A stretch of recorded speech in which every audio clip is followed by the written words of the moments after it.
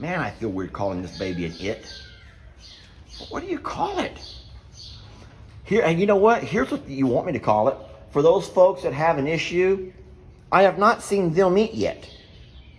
No, did you hear what I just now said? That makes no grammatical sense whatsoever. Yet that generation wants us to change our grammar to accommodate their sensitivities. I have not seen them eat yet. No, wait, those two have. I have seen those two eat, but I have not seen them eat. That is so weird. And as you can hear me, I'm trying to talk in gender neutral terms because we have not revealed the gender yet. So this one over here. And for all of you folks that know different pronouns, and man, the world is a crazy place where a lot of folks don't want to talk about he's and she's anymore. Yet you can't call it an it because that's, I know, baby, I don't get it either. I just don't get it. I was born in a different generation, and that's fine. I was born in a generation where it was either a he or a she, based on your parts, what parts you were born with.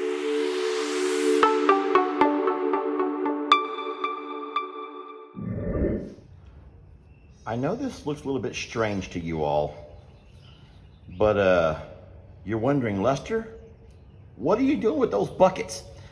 And I really can't say exactly why, but I noticed last night, when I came out, that two of these little goats were piled up inside that one bucket. And they had squeezed themselves in there, and I'm not real sure why, because it's not cold. Maybe they were just scared. Maybe they like to be cuddled up. So this morning when I woke up, This morning when I woke up, I came out and I saw that one right there in the bucket. This over here is beside Mom. So I'm like, you know what? I'm just gonna lay out a few buckets, and if that's what they like want to do, like they want to climb inside buckets, okay, whatever.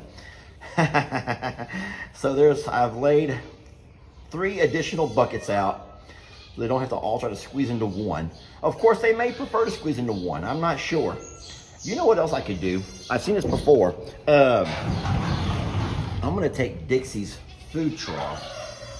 This is Dixie's little food trough. I'm gonna take this, it's clean-ish, and I'm gonna sit in here also, because it's possible they may say, you know what, I don't wanna get in a bucket, I wanna lay in a food trough. Goats are like that, goats are silly. Goats are very silly, and they do cute things. And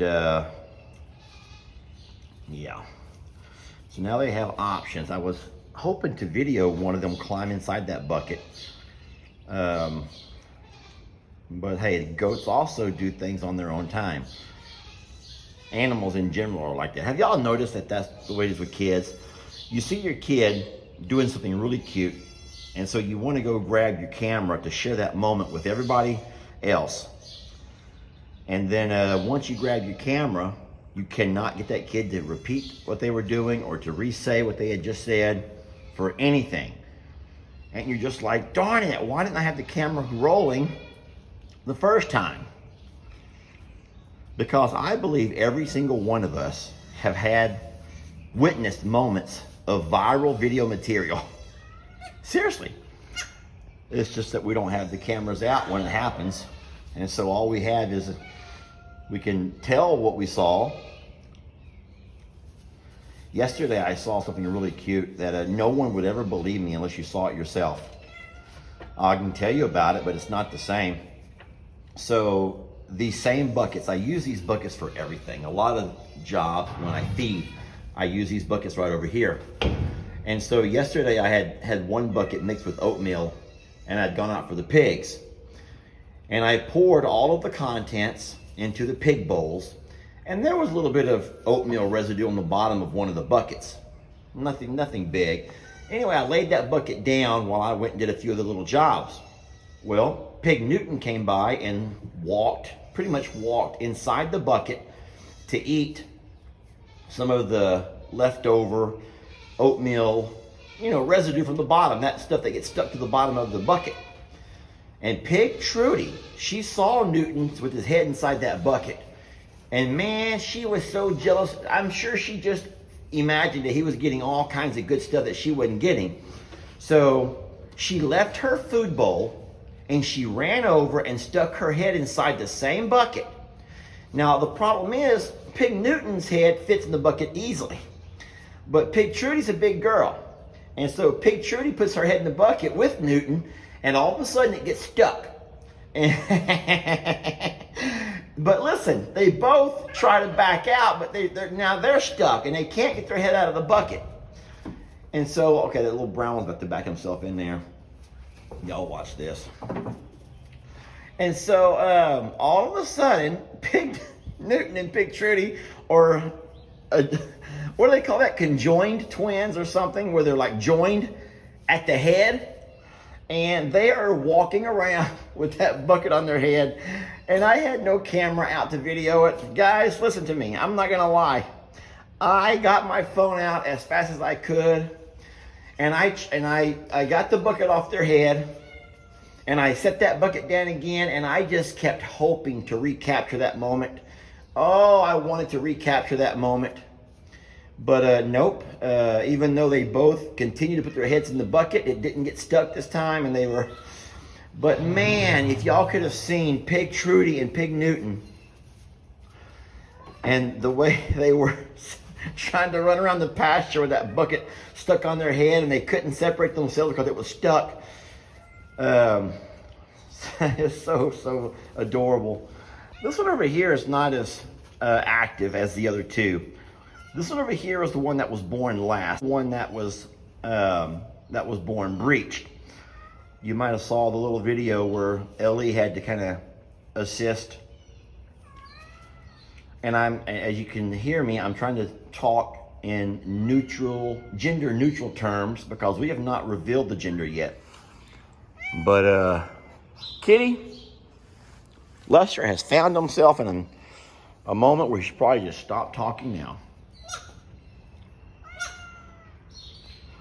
Laughing about differences in generations, I remember something that I saw a comedian, and I may have mentioned this before. I know I've talked about this before to a couple of people, but said that this generation calls us old geezers because we don't know how to use technology. We struggle, creating accounts for different things. We have a hard time using different forms of social media, different platforms. We maybe still prefer to email instead of text, even though I do text. But the thing is, of my generation, the ones that get made fun of and called geezers, can look at your generation, the ones that make fun of us, and say, really, who's the one who is it's like, so the older generation looks at the young generation and says, you know what, you want to make fun of us for not being able to use our technology, but look at you guys. You can't even put your technology down. You are the generation who cannot have a face-to-face conversation with each other. You're the generation that can only meet each other through an online profile. Because the real you can't go to church or to the bar or to the club or wherever people meet at work and make real connections. Instead, you have to resort to creating a profile to make the world see who you want us to believe you are to be. And you sit at your restaurants and you have your phone in your hand and you won't even put the phone down to eat. You have one hand on your phone, the other one on your fork. And you cannot stop with all of the social media and everything else that you're doing and the amount of time. You have an app on your phone now that lets you know how much time you spent on your phone. And then you realize after a week how many hours of your week, which actually equates to how many days of your week or how many days of your month have you spent glued to your phone. You can't calculate. You can't. You know what? I guess I'm happy to be a part of the generation that doesn't really know how to use the technology. Even though I'm actually pretty good. I think that I'm kind of a hybrid. I think that I'm actually, yeah, for a guy who, for a 50-year-old man, I feel like I'm at a pretty good spot in technology because I can do what I want to do. And I can go to a training at work and I can learn to use the new grade book or the new lesson plan system, or I can implement, different technology that we use in our football program. But I'm not so into it to where I come home and do that stuff all day and all night, and I'm able to put the phone down while I drive. But you know what? This video was not about that.